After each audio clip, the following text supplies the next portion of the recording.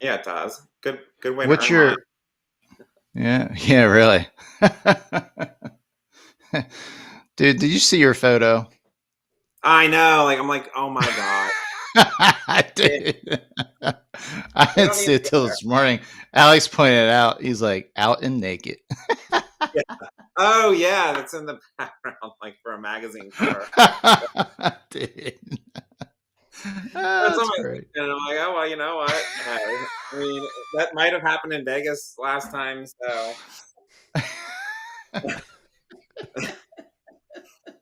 shit happens. You're a mess. I know. Uh, I cannot believe it says that. We gotta change that. it's your That's what photo. you got up on LinkedIn. I know. Yeah, that's why I get more responses. I don't know. Or I was gonna jobs. say, is like some subliminal message you're trying to send out. Right. Uh, Wow. Yeah, we're I guess definitely gonna have to start this show with the background between you two. It's very different than the background behind Derrick right now. But oh god. I guess it's a little woke, trying to channel some love. Yeah. Mm. God, I'm not gonna stop laughing. man, Vitaly says he's feeling uncomfortable. That takes a lot. Yeah, I Oh, know. I say didn't think that that? was possible. Did he really say that? I think you make Vitaly uncomfortable. You put him in like the back seat of a Hyundai Accent. Oh,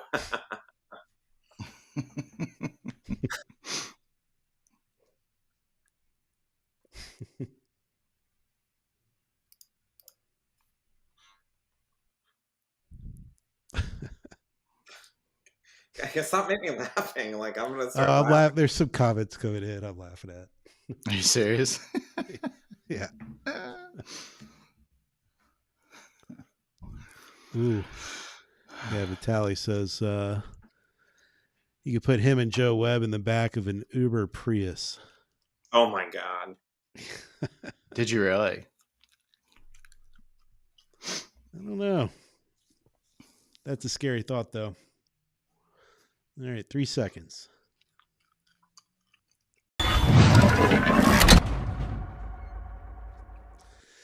Well, now that we've got everyone nice and comfortable,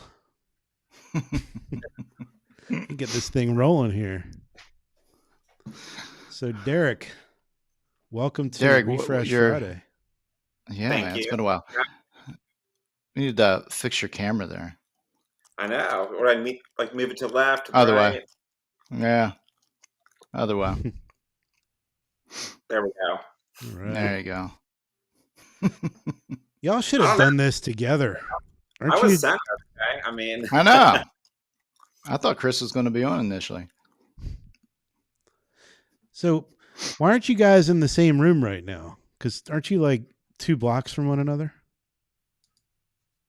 who? Jeff and I? Yeah, I thought y'all were in nearly the same town. He's in Hagerstown. Yeah, Good he's 30 in. minutes. Yeah, they're like 30 minutes away. He's in Frederick. Oh, okay. I guess you are. I can't keep up with Derek. He's only somewhere new. So, how'd you two meet? So it's actually a very interesting story. So 10 years ago, I was like fresh in the automotive industry, right out of college, didn't know anything about automotive. And we had mystery shopping and with phone ninjas. I did not realize the coach at the time, I had gotten mystery shopped. I'm not gonna lie, I bombed it. It was bad. It was really I bad. kept my And you mouth ever shut. yeah. We ever like listen to a call back and then, you're sitting in the GM's office, they're getting, frustrated with you and you're just like, oh God, just have your head down, you're listening to it.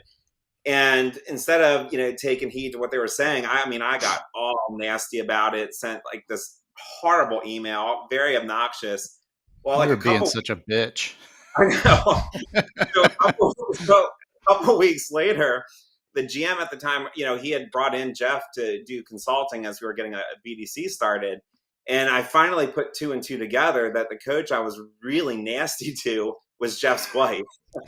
And at that moment, I was like, could have gotten like fired, you know? But instead, like they were like, the GM was like, you do realize like that's Jeff's wife? And Jeff was saying, I'm like, nice to meet you. So after that, I, apologized to her because honest to God, looking back at that, I mean, had I continued to be nasty about it, I mean, I really could have gotten fired over that. Seriously, that's how bad I was. And I remember getting home and Brandy pulls up the email. She's like, "Who is this jerk?"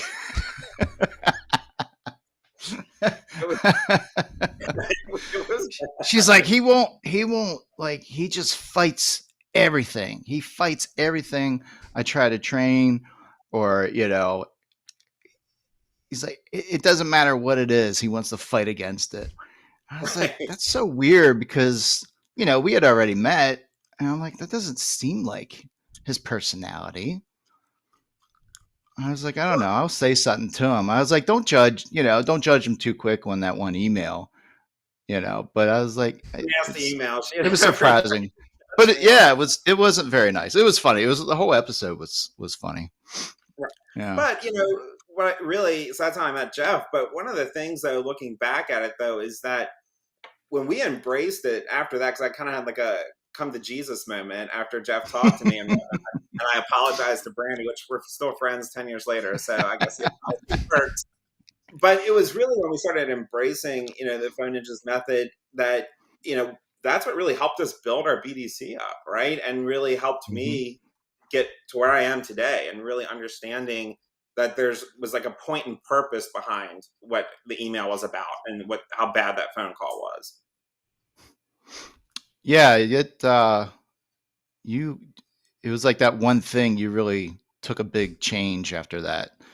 Because I remember the conversation. I was like, well, rather than fighting it, why don't you just embrace it and see if you can learn something from it?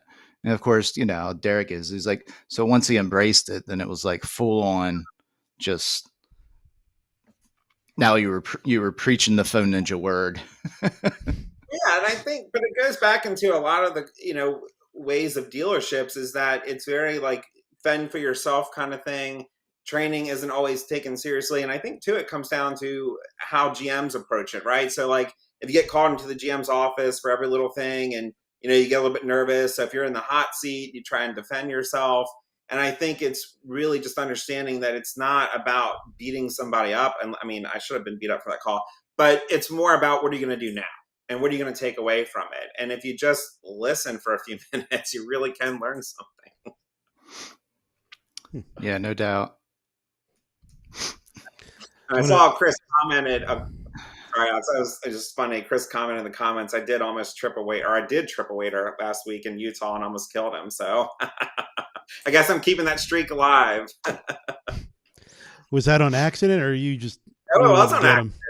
I had my business bag down and I just had it sitting out or whatever, and he just like completely tripped over it, had a bottle of wine in his hands and almost spilt it everywhere. It was funny. Yeah, he said you're going to hurt some feelings. I know. You see, he says you're aggressive. Yeah. So, and he says it was on purpose. That'll pop up in a second.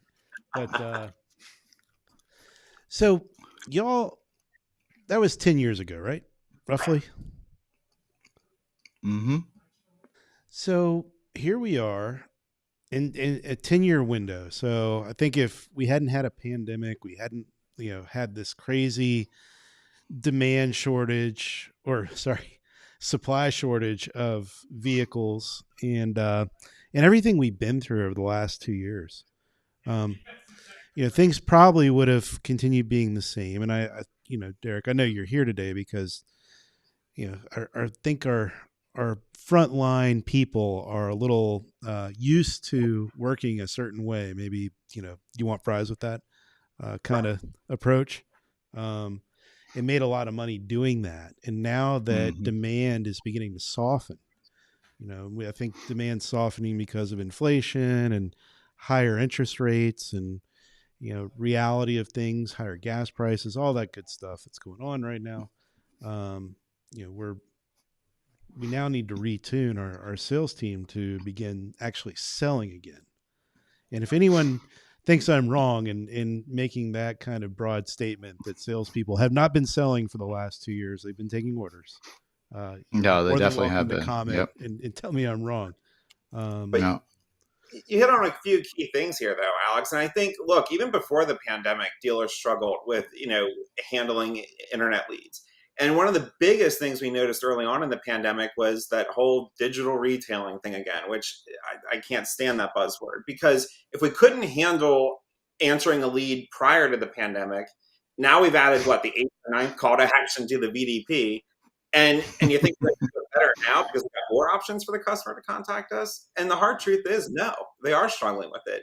And I think the other big issue is not only are we not really responding to leads, we've gotten even worse since the pandemic, and that's scary Well, because it's because they've been taking orders. I mean, even if you had really strong training established, leading up to that, as soon as that, I mean, that just changed everything. I mean, you probably got a lot of hours in training that just went to waste because once they got back to taking orders, I mean, you really didn't even have to respond to too many email leads, even though there for a while you're getting quite, you were getting a lot more, which just, cause naturally is going to cause you to cherry pick leads, of especially course. whenever you're getting so many leads that are out of state, out of your region. So, I think we saw probably a 30 to 40% increase in leads some of those months, especially, in the very beginning months. And, if you don't have the personnel to be able to handle it, you're just naturally going to cherry pick through all those leads. So, it took dealerships back years. Right. But again, I think too, looking back though, it's like with all of what the CRMs can do these days with, proper follow up or workflows. But let's be honest, a lot of dealers still struggle to follow workflows today. And I Hmm. think, the big key issue is, so yes, I understand training could have gone to the wayside, but then it's like, if we're not training now is the time to be training, because, if you're struggling to handle the leads, if you need assistance, how can work through that? Or how do you respond to customers who have more objections at this point and are frustrated? And yeah, it's order taking because we don't have like any inventory. But guess what? When those customers do come back to market, do you think they're perhaps going to give you another shot if you can't even answer a question in an email or ghosted them? you're You know, hearing a lot of anger I don't out know. there. Do you think people forget? It's not like they shot one dealership online. They probably, in stats, I haven't seen any of the latest stats, but, for the longest time, it was 5 plus, so I don't know. I mean, unless it's a really bad experience, you got to wonder, does the customer remember 4 years later when, they're thinking about getting rid of that car? I'm True. not going to go there because they never responded to my lead the first time. I don't know. I probably I wouldn't just remember that. Well, more so, you might give them a break for Hmm. mishandling an internet lead. Yeah, I think that's been happening ever since we started answering internet leads. But but the thing that I'm hearing in circles of friends that I have is the overcharging.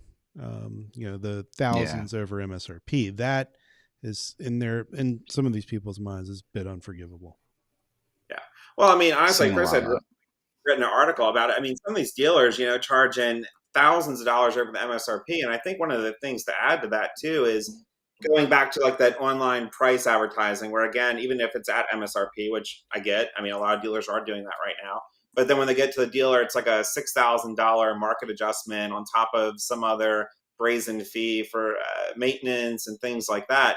That I think is causing a lot of frustration too for customers. And I think some of the OEs are getting kind of strict about it. I think what Ford's one of them, and of not really wanting to play that game right now or allow the dealers to. And Ford has been trying to get a handle on this even long before the pandemic.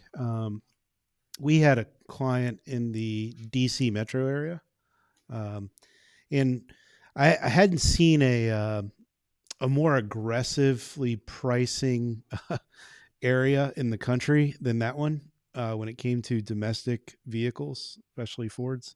So there were a lot of like, you would show like you've got a $60,000 Ford F-150, for example, and then you would show in an ad every single rebate discounted out of that, even though nobody can qualify for all of them. Backing out the freight, adding some sort of trade rebate thing, and it was just crazy. You'd be showing the $60,000 F-150 for 28 grand, and everybody was doing it. And it's just Yeah, that was a huge trend several years ago. Yeah, back into everything. And then sometimes they would even, the price included a $5,000 down payment. It's like, what? Yeah, and that was actually quite a while ago, but I remember bringing certain dealerships were doing. I remember bringing that up with some of my like Auto Trader rep, my Cars.com rep. I was like, this is crazy, because I don't know. I think a dealership ruins their own reputation by doing that, and you got to wonder, yeah, they might get more opportunities. And of course, down the city, and believe me, I've been many dealerships down there. It's ruthless sometimes. Well, dealers are getting hit with a lot of negative reviews lately. I mean, I'll admit I use Man, TikTok. that's such a dude. That's such a great point. We always here at the Benz dealer, we never get bad reviews. Never. Like, I mean, I, I would. I'm always wanting to get a bad review, so it didn't look fake. I was like, I'm hoping, we could actually use a bad review, because otherwise, we look perfect, and I think it puts questions in people's heads when you're that perfect. But I would say over the past 7 months to a year, we've received more negative reviews than ever before. Oh, yeah. Granted, they're not. I mean, a couple of them, they had a legit concern, but I'd say 90% of them, it's like, would have someone written that negative review, pre-pandemic? And the point I'm trying to make is like, people have, why is it? Is it because people have just gotten like sort of ill-tempered over the past year and a half? So again, like let's say, I'm inquiring about a vehicle. I understand inventory is short, but then they're not really answering the questions in terms of, okay, is this the price? Because look, people were asking for out the door price well before the pandemic, and they're going to continue to ask about it. So when we're communicating and effectively saying, okay, yeah, that is the sale price of the vehicle, we're not answering the questions. They get to the dealership, find out it's $10,000, $15,000 more than what they anticipated. And that's really, starting to take trend. And I think obviously now versus 10 years ago, social media, it continues to grow. Look at TikTok. I can't tell you how many accounts are on there right now shredding dealerships, whether it's the bad reviews, Really? I never heard back. That's a big thing right now. And it's like, imagine if we took some time, worked with our staff and said, look, I understand customers are frustrated. You're not going to please everybody, but is this really the way we want to do business? Because again, that customer might purchase from us now, but when it comes time to trade in that vehicle that they paid $15,000 over MSRP for, oof, that's going to be a tough one. Yeah, it is. Yeah, we've got quite a few of those. Again, What's that, Derek? Maybe like cash for clunkers again. I mean, I've been. It's funny you bring that one up, because it sure looks like the cards are stacking up to head down that road again. So if we do see a broader economic shift, which is looking quite probable, then the automotive business does stand to be a place where we could help to bring the economy back, just like in Cash for Clunkers was. However, this time we've got EVs coming, so Right. and it's been kind of weird. I don't know if anyone, maybe I'm just kind of conspiracy theory brained or whatnot, but it's like, and I'm not. I mean, it seemed like we went from the first half of this year, the manufacturers were hinting at like, okay, we're going to build more cars. Okay, get ready. We're going to build more cars. if it starts to stack up and demand softens, we got incentives and all that kind. And that was the sort of the word that was running around the industry. And then come this quarter, it's about to end, and all of a sudden it's gone from we were going to build more cars to don't expect any more cars, but by the way, we're bringing out new regulations to the franchise agreement about how you're going to have to sell EVs that are, we've gone from building one or two models. Now we're going to do five. And you better have those electric chargers in place sooner than rather than later. And it's just been this complete 180 almost. And it got me thinking, like, maybe there is something they're smelling up there, that there's going to be some sort of economic downturn that's going to, last a year or two or whatever. And the way that we can help to bring the economy back is some sort of government incentivized program to help push these EVs to the consumers who weren't able to afford them or whatever it might be. I don't know. But again, this is my conspiracy theory brain that thinks this way sometimes. Yeah, I don't know. I don't disagree. I don't know. I think they're gonna. I don't know. I think they're gonna struggle with EVs. The more feedback I've been reading and people commenting on different online media or different online forums, it just seems like they're not really bought into the EV thing yet. They don't have the infrastructure for it, right?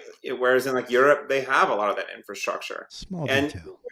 right, what are you going to spend $16,000 to replace a battery for your vehicle? I mean, How much are they? I cannot find. I'm sure each manufacturer is a little bit different, but I've seen where they're 7,000. I've seen one. I think it was an older Ford or something. That was like $28,000 for a battery replacement.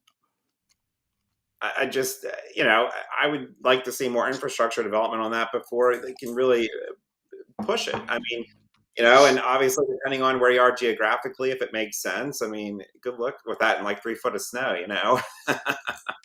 Well, here's the crazier one. And I'm sure everyone listening knows that, like, EVs are really just moving the pollution from the tailpipe to the electric power plant. Mm-hmm. Yep. But something I heard the other day, and I don't want to, I'm going to use a word, disinformation. I might be spreading it by making this statement, just because I don't remember where I heard this. But I had heard that in the time that a 12-year-old vehicle burns oil, or the amount of oil that a 12-year-old vehicle has burned, is about the amount of oil that's required to create a battery for an EV vehicle. I believe it. And then it's like one of the worst things to recycle too, because of the hazardous materials. So there's that too. And then to charge your electric vehicle, what are you using? Electricity, so, which is burning fossil fuels. So, I mean, it comes full circle. It's weird. But at the end of the day, our salespeople are going to have to sell these things. So, yeah. With how we communicate with the customer, we got a lot of work cut out for us. Yes. So what's funny is we're still here. I guess we've been answering internet leads for 20 years? Really? Mm-hmm. 96 was probably when the first dealers were really starting to get on it. Mm-hmm. MS CarPoint was coming out, and you had some AVV web control to help use for that. So yeah, well, I guess we're getting closer to 30 years. Wow. So, but would one argue like the best lead response was back then when we didn't know what we were doing, and my we were just my favorite. I answering their remember questions without any. I remember going to an auto trader training, and that was 20 plus years ago, and it was 101. It was very basic stuff, but obviously it was because of the time. And I'll never forget their recommendation. The trainer's recommendation was to set up an auto response, basically asking the customer letting the customer know that you're very busy, you've got a lot of customers at the dealership, and to please call you at this number. And I was Not like, from well, your that's not BlackBerry. that. Yeah, that's not a great way to respond to a customer. You should answer their questions. But there are times I think about that. And there are times throughout the last 20 years where I've actually tested that auto response. And for some people, it still works. Well, think about this though, to add to your point though, Jeff. How many websites you go to when you complete a lead request, regardless of whether it's for a vehicle or not, and it doesn't tell you what's next? Whether it's a new landing page or just, hey, we did receive your inquiry, it just goes to the abyss, and then the customer has no idea what they can expect next. And so if there's a way that you can set up the expectation for the customer, like, yes, we've received it. Now obviously, if you have the staff to do it, you potentially want to avoid that, autoresponder, and actually physically reply to that customer in a perfect world. But for the times that you don't, it's still important to at least offer that customer some kind of, this is what the next steps are that you can expect. Mm-hmm. Yeah. I don't know. Most of the stuff I shop, I usually get some type of response right away, but it's automated, where it goes right into. My favorite is when it goes right into the shop app, so then Oh it yeah. tracks all your tracks the shipping and all that good stuff. But I yeah, gotta you're right. pause this for a second. Your Brian presence Tucker is your just showed leverage. out of nowhere. Right. Well, What's up, Tucker? We haven't It's been a seen long Tucker in time. yeah. My well, it's God. actually worse though, that when you do put an inquiry in, I can't tell how many times you don't even get a call back half the time anymore. Right? I mean, that I think is the biggest issue that dealers are facing today, where they're not even responding to the lead. Alex, you were just in the market for a vehicle Mhm. less than a year, right? Yeah, yeah. And Two. you went through a lot of. You were surprised with some of the, I guess, while you were mystery, well, not mystery shopping, while you were shopping for a vehicle, you had some one-off shitty experiences. Yeah, mine were more related to the disconnects between what the website showed and what was Mm-hmm. coming out of the salesperson's mouth, or their fingers, because I never got to the phone. Or I think I did walk into one store. Yeah, I thought so. Yeah, that's right. But yeah, what was on their website versus what they were doing in the showroom were two very different things, and they were like proud of it. You know, oh, that's the internet. Yeah, we do things differently here in the showroom. Like, yeah, I do things differently too. Sayonara. So Derek, does with Phone Ninjas, do you still train and teach the dealerships to get the customer on the phone as soon as as soon as the lead comes, pick up the phone, you know, do whatever you can to get the customer on the phone as soon as possible before any other dealership calls them. Do your best to try and take them out of the market by scheduling an appointment. Do you guys still train on that philosophy, or is there something in between where, if the customer sends in a lead and they're asking for, maybe they have a specific question, do you just respond via email, or do you still training on, no, as soon as the lead comes in, you pick up the phone and you call the number available? Well, the goal is obviously to call the customer and work with them and answer their questions. And obviously, if they've answered questions in email, if you can answer them on the phone and work with them, and once you've answered their questions and you go through if they've got any objections, yeah, of course, the goal is to educate the BD agent or sales consultant to get them to come into the store. But I think if you're able to, unless they physically say, don't give me a call, email or whatever, if they prefer Mm-hmm. communication, then you're able to get with that customer immediately and build that connection, right? And I think sometimes if you just go through email and you don't try and contact them on the phone, then you lose that sense of urgency with that customer and the ability to clearly communicate to that customer what it is that they're looking for. Because we all know that's a lot of times some of the questions the customer asks, you got to kind of work through those questions. What about that? Like, what is the question, right? And just really make sure that it's easier to do that when the customer's on the phone, for sure. I mean, if they didn't have questions that needed a human answer, digital retailing would have replaced everybody 2 years ago. Right, True, true. right. But less than 5% of people actually finish going down that nasty little digital retailing tunnel. And going to your point, Alex, I think that we kind of create the confusion in the industry in a sense because some of the dealers, because when you have 8 or 9 different options for that customer to contact you, you know, we're telling the customer, we're giving them way too many options that don't necessarily translate to how then we answer them. And I think that also creates a lot of negative impact and breakpoints for that customer. Are you referring to like the website in general and how many calls to We, action are there? yeah, you can get a lease payment, loan payment. Then you can get a quote, but then you can internet price or the discount. I mean, there's so many options on how to contact a dealership. Well, Yeah, as you Jeff brought says, you're blending in chat and texting to go along with it. Right. you I brought mean, something up earlier, Derek, about the sales agents really not being good at even completing their CRM uh, tasks and to dos. And you got me thinking about that. I was like, well, I used to program CRMs, not when building one, but when I was working at Checkered Flag, that was one of my main roles was to build the workflows out. And I'm totally guilty of this. It's like when you're You did. doing that and you're in the CRM system, you want all these phone calls. Like, man, every anniversary you got to call that customer. Every birthday you got to call that customer. I don't want to call from my sales agent on my birthday. I don't care. You know, I've had this It's sort car. of It's tacky. my second year with this car. Great, whatever. But if you're good, you can like send them a birthday card in the mail. There you go. yeah, I mean, everybody is like I want to hear less from people. That's just me, the but there are people who want to hear more from people there and whatnot. well, But Well, let's clear it up though.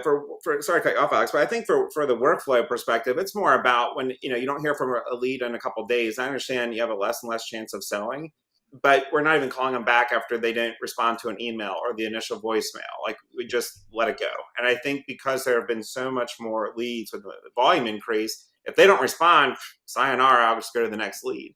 So if there's no sense of workflow or even trying to manage that, how many potential sales are we losing?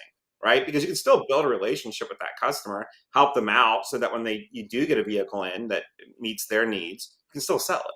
But you can't do that if you didn't bother to reply or follow up with that customer. so the thing that you just connected for me was my other role at Checkered Flag was also as a webmaster.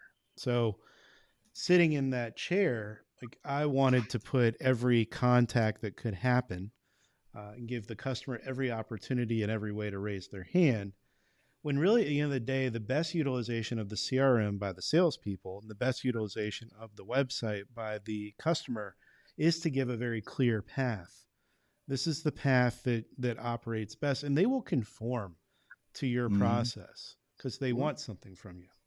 Um, and that was the one thing that I couldn't get into my head as a dealer. It's like I was too scared to not throw up every single mousetrap when really I just needed one, and I just needed one good one, a quality one, and everyone would have funneled through that for a more quality experience that worked better with the process in my stores. But you have the nail on the head process. And when you don't have any formality or process or technique, how can you be consistent at it? And if you're not consistent at it, you're not going to get results. Or, I mean, you get spotty results. And I think that's really what's kind of masked the big issue at hand right now. We've been very fortunate with low inventory being able to continue to sell on. But as we said earlier, when that market eases and we don't have good practices going on, it's going to be a lot more difficult. And, it's going to be a lot more competition and you're going to have to stand out. Stand out. Got to do more of that now. Yeah. So Are you there's guys a at lot of comments Ninjas? coming in, by the way. I'm trying Yeah, to get them all up here. keep seeing them pop up. Do you guys track anything? For statistics and such. I know you used to back in the day, so I don't know if you still do that company wide or not. Just maybe get an idea of lead response time, because I know one of the best features that you guys had Um, and my wife used to do that, was the mystery shopping, the online mystery shopping. That was my favorite because you guys would track, once you submitted the lead, did we get a phone call? How long did it take to get a phone call? What was the first response? And you could really go through that whole process, and you were able to really train the dealerships on what the best process would be. I don't know. It was always an eye opener. I was just wondering if you guys, do you still offer that service? And if so, do you still track anything around that? Oh yeah, definitely track around like for mystery shop times or like how long it takes to answer that lead, of course. Okay. Have you seen But anything fluctuate? Is there anything new that you know, are you seeing something maybe we haven't seen before? Probably not. I think response times have gotten worse, right? I mean, and that's in general, and it's not just the automotive industry that's struggling with that, but response times in general for any kind of inquiry have gotten a lot worse. And I think one of the comments earlier was saying too how we demand so much information out of a customer before we'd ask a question when it goes to form fills. And that's something you guys were saying like we've seen an increase in lead volume, but it's also too like how much does that change, so realizing that we can't ask 30 questions before we talk to the customer, or answer their question. So if Chris is just going to jump on there and put all, why didn't he just get on here with us? He was earlier. He was the first one on. I had to kick him off. Yeah. Yep. But So, nothing's yeah, sticking Chris. out. I mean, So Chris is saying, for anyone who's not able to see the yeah. comments, he's saying it pretty much everything's taken a dive. Yeah. He's also saying, Kirshner, he doesn't need any carp from you. There you go. Carp. Carp, yes, carp. What's carp? Carp's a fish. He's typing too fast. Yeah, I guess. There we go. Crap. All right. All right. I did not know what carp was. But it's like deja vu though, because look, I mean, even like 10 years ago, it was a struggle of just answering a lead, struggling to do that. And yet here we are again with the same issue, and it's gotten worse. Think we'll ever figure it out? Great question. If people would take training seriously, I mean, hey, if I can overcome sending a nasty email and recover from that, I think others have a shot at it too. But Very on a true. serious note, it's just about, are dealers going to take it seriously, right? Are they going to really take it serious of one, are they properly staffed, right? Or now I hear there's a conversations and rumblings about the BDC again. I guess that's a big issue right now. Are dealers, are they getting rid of them, or what's going on with that? Expense cutting. Yeah.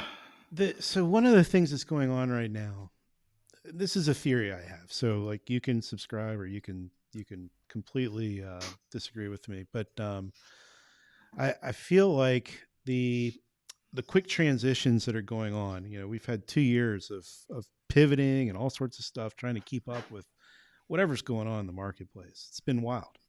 And we've had another real quick change that came faster, and people expected it to come, with the exception of the OEMs pulling back on the promises of cars coming. But and then switching to, hey, you got to sell EVs because we're building more of them than you thought we were. But the other side is consumer confidence in the market has shifted drastically. We knew that was going to come, but it came like it just happened real fast. So, Fed brought the rates up. Inflation rose faster than anyone was predicting, and gas prices boom. And all that stuff comes together. And like I just heard yesterday that a $2,200 mortgage payment used to buy over a $700,000 house. Right now, it buys a $400,000 house. So, yeah, I haven't looked at what it means to a car payment, but I have been, looking for. My wife has been wanting something for like the last 2 years, so I occasionally go in and play. I am not going to put her in a full note brand new car. I'm going to put her in a lease.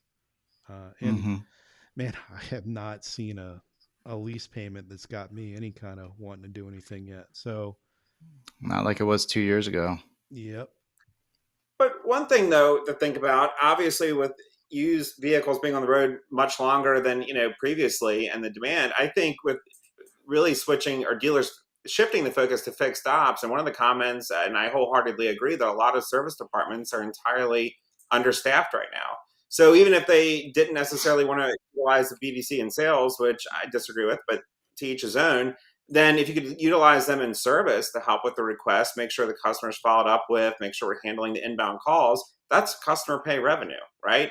And if it's an opportunity to increase your absorption rate because you're getting more service calls or appointments, that could really help the dealer out, right? And I think the dealers that did shift their focus to fixed ops and really offer a strong staff department, it's paid off in dividends for them. Well, you mentioned BDC. What's going on with BDCs? Yeah, what are sorry, you I didn't seeing? get to finish where I was going with that. Apparently dealers, I mean, it's an age-old argument of dealers that were cutting BDCs, cutting them when the pandemic happened. A lot of dealers were laying them off. And then I saw one of the driving or dealer refresh posts on cutting BDC or whatever it was the other day in an email from you guys. I was just wondering, curious if that was still a big topic. So yeah, I was just saying, it's anytime there's uncertainty in the dealer's world, the first things that get cut are BDCs. I think the internet managers finally crested the hill and isn't getting cut anymore.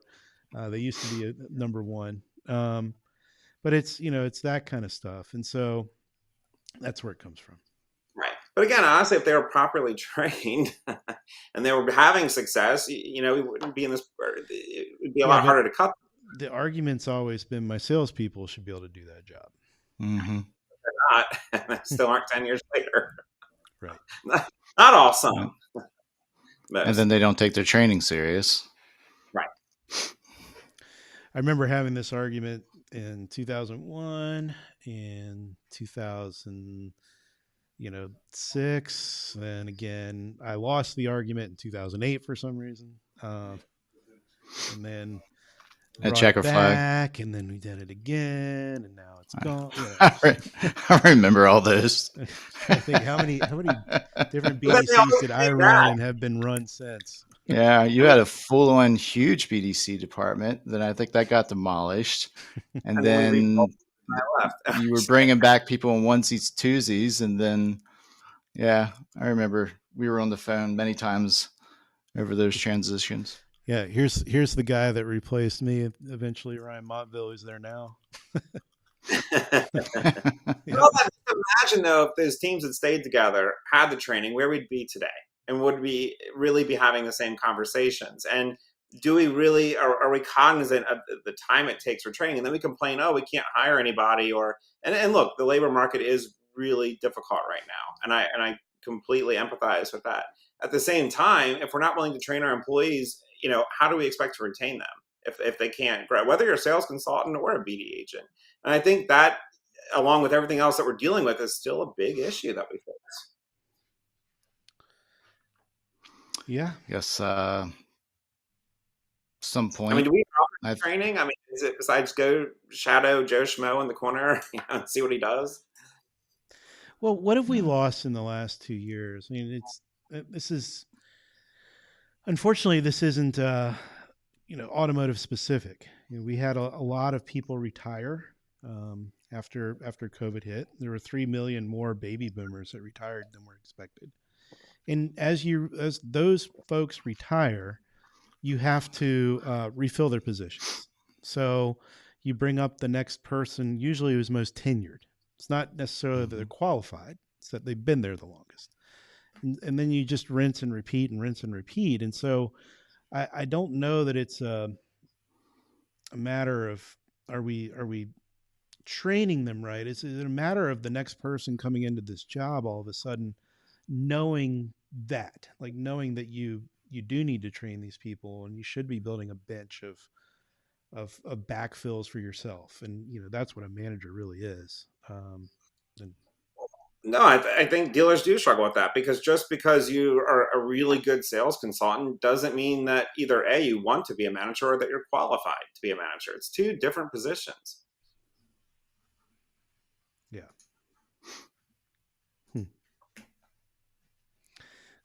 covered a lot of different things here today. Yeah. There's a lot to go over. Yes. Chris is kept busy on the keyboard. I know. Just trying to keep up with him. Derrick, what are you doing now? So when we first met, of course, you were at the Nissan dealership, part of the younger group. That's how we met. Since then, you've taken a few other different positions, and right now, which, if I remember correctly, you're with Beltway, and you've been with them for quite a few years now, right? 4 years. What do you do for them? What's give us a little bit, because I mean, obviously you're still in the industry, but you took a little bit of I guess sort of a left turn, right turn. I don't know. It's a little bit different. And how much different is it? I'm always curious to know that.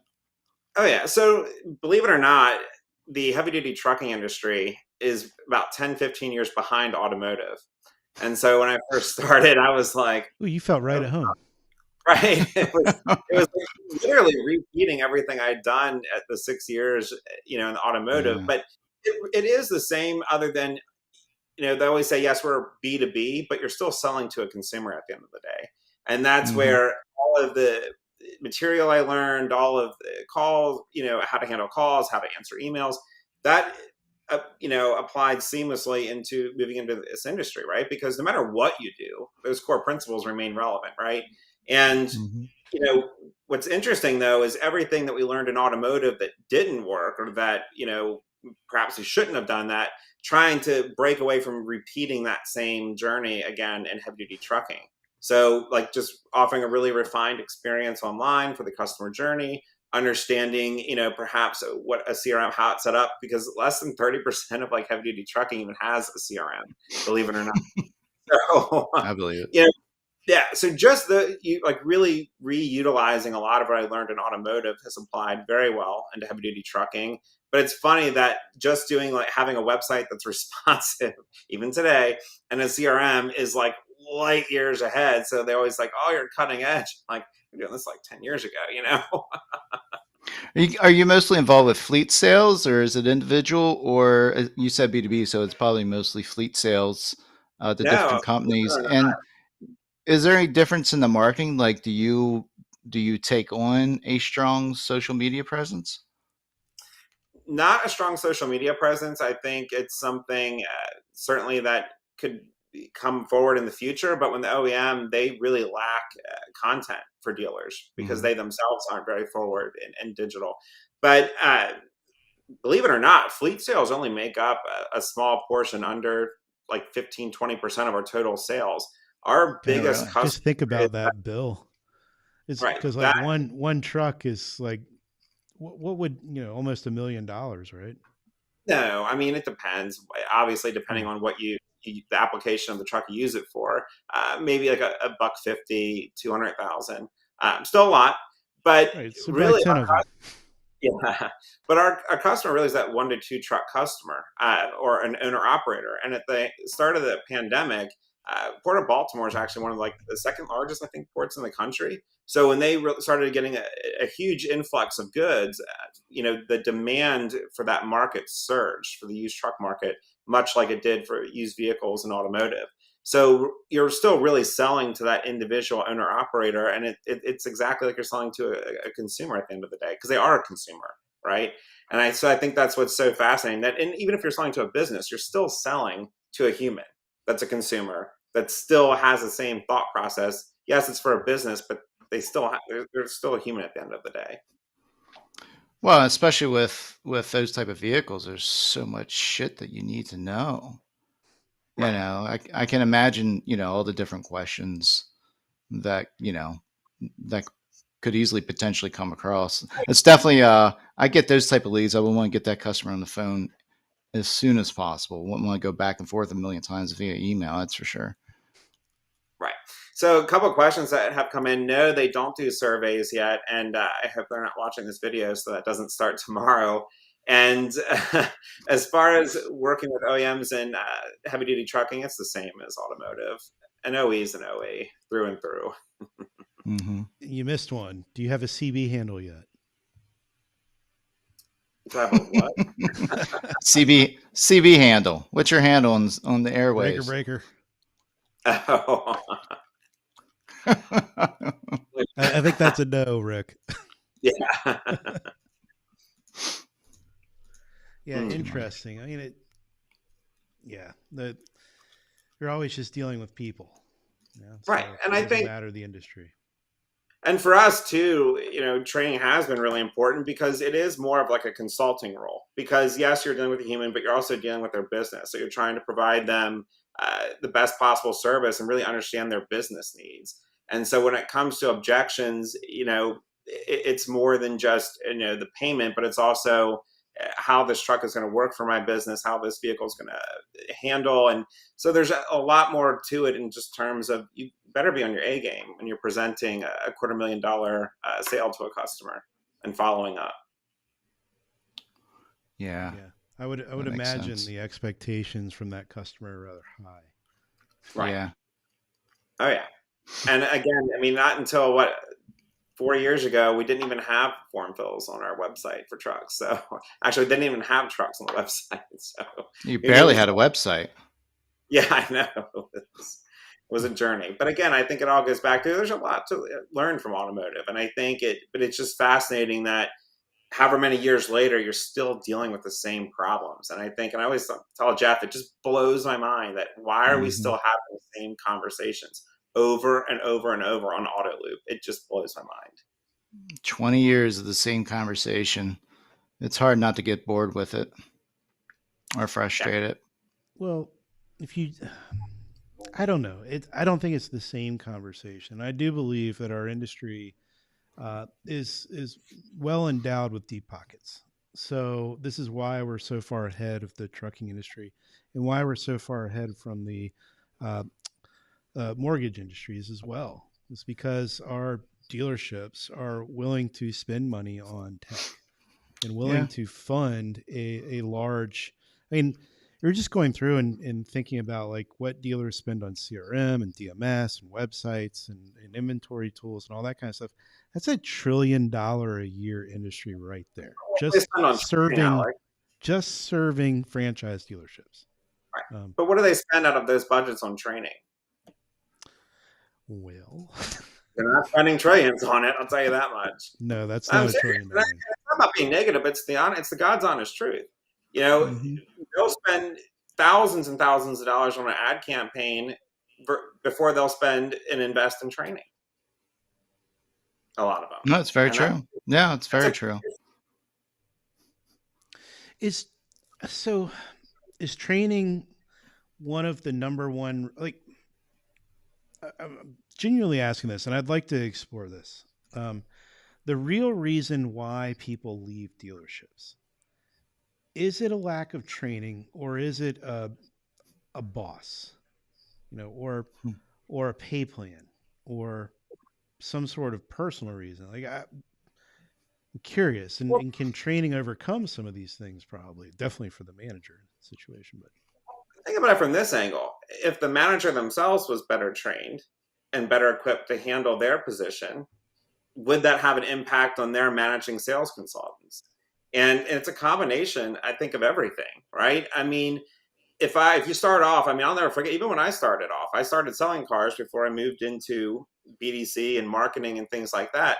And I'll never forget the first day I was literally told, just go follow this guy over here, and he's going to show you what you need to do. I'm busy right now, desking a deal. I was like, okay. And out of like the 6 or 7 people I was hired with, the others were gone within a week. So, I mean, literally, I didn't have business cards. I didn't have a shirt. Nothing. I was just, and then I didn't even have a computer, or anything. So I had to bring in my own laptop. I was using my own. So it's like, imagine if a sales consultant started the first day. They had business cards. They had a dealer's shirt. They had a computer. They had a phone. They had everything set up for them. And then they started on an actual training program and had benchmarks, had touch points. Don't you think that would give a different first impression for that position? Yeah, it would. Unfortunately, I think dealerships just have a bad taste in their mouth because, they'll go out, they'll hire 3 or 4 people at a time, knowing damn well that only one may last. Yeah, maybe we're training the wrong person. Well, yeah, That's, I it's mean, got a lot of potential. obviously you got to teach the new person how to sell a car. Um, but maybe the money that needs to be spent needs to start being spent on, the GM, then the GSM, then the F&I people who actually get good training through a JM&A kind of thing. But Hmm. sales managers don't get any professional training. No, a lot of No, times. and you can be a great salesperson, but a really bad manager. Never worked with any of them. No, no. Look, I mean, I think it's a combination of all, and I think too, it comes from the top too, right? So depending on how the owner feels, depending on how the GM feels, or what their strategy is, but I think at the same time, if they knew what was expected and knew what they need to expect out of their sales consultants, and then their sales consultants had that training and they were consistent, because I can't tell you how many times you go in and every sales guy is doing their own sales process, right? And so how do you ever really effectively manage the break points in the sales process if every single person's doing their own, right? And as a sales manager, you are busy. If you're good, you're really busy. So it's like, how do you balance that? But you have to start somewhere. If I had my own dealership and I had a BDC, all new hires would go through the BDC and they would work inside the BDC for at least 2 months. We That's tried where they that. would cut their teeth. Oh yeah. Yeah, we tried it at Checkered Flag many years ago. We worked with a company called Traver, if anyone remembers that. Mm-hmm. I Um, remember Traver. and so we built a new Toyota building. God, I'm trying to think of how long ago this was, but we hired Traver, and in that Toyota building, we actually had a room with no windows where all the salespeople could be. And so everybody had a desk and a phone. And the idea was that you would have the up system. So somebody ready to take the next stop and then somebody else out there waiting in the wing. And then in Mm-hmm. the meantime, everyone else was back in that room calling Worked in, customers the yeah, whole time. yeah. And it was only as good as the sales managers allowed it to be. Right. Yeah. Yeah. You know, BDC worked out of closets. That's where I started. Right. Same here. No windows, like nothing. Yellow walls. It's Yeah. terrible. Yep. Brooming them up next to it. Right. Yep. Mm. Hmm. Well, folks, we're getting near the 2 o'clock hour. And I think we've definitely uncovered that the manager is where the keys to the kingdom lie. Oh Yeah. yeah. Start from the top, and it works within. Start with them and work it down. Mm-hmm. Give And us a Phone lowdown on Ninjas is a phone good place to ninjas. help. Yeah. Yeah, give us a lowdown on phone ninjas. What exactly just give us a quick couple second spiel pitch. It's the training you need. Again, start with a solid foundation. Learn how to answer the phones, learn how to manage leads, learn how to communicate with that customer. And it's not just a script. It's learning how to communicate. And when you take that technique with you and apply it to whatever you're doing in the dealership in terms of communicating with the customer, you're going to see results. Mm-hmm. Are you guys still doing the mystery shopping piece? Absolutely. Okay. You got to check out the new website soon. Not yet. It's coming out Okay. soon. Awesome. And And gotta hand it to Justine real quick. She's using the word we should have been using all along: consistency. consistency. That's where, yeah. That's a good word. That it is. If so you say you guys have a new website. What's the URL? It's phoneninjas.com. And like I said, Okay. check it out in a couple days when it fully launches. But I'm definitely excited for it and got a lot of great products to offer. Cool, man. Well, Derrick, it's always a pleasure, man. I'm glad you jumped on today. Absolutely. Yeah, we're glad that Vitaly let you move away from your maniacal ways. Waiter tripping. I know. I'm a terrible person. And why Chris bring up Joe Webb earlier? Well, Joe and Chris are good friends. Yeah, I didn't know. That's why I was asking. Yeah, but just think about Vitaly and Chris in the back of a Prius. That just sounds super comfortable. All right, guys. All Have a good right. weekend. So yeah. You as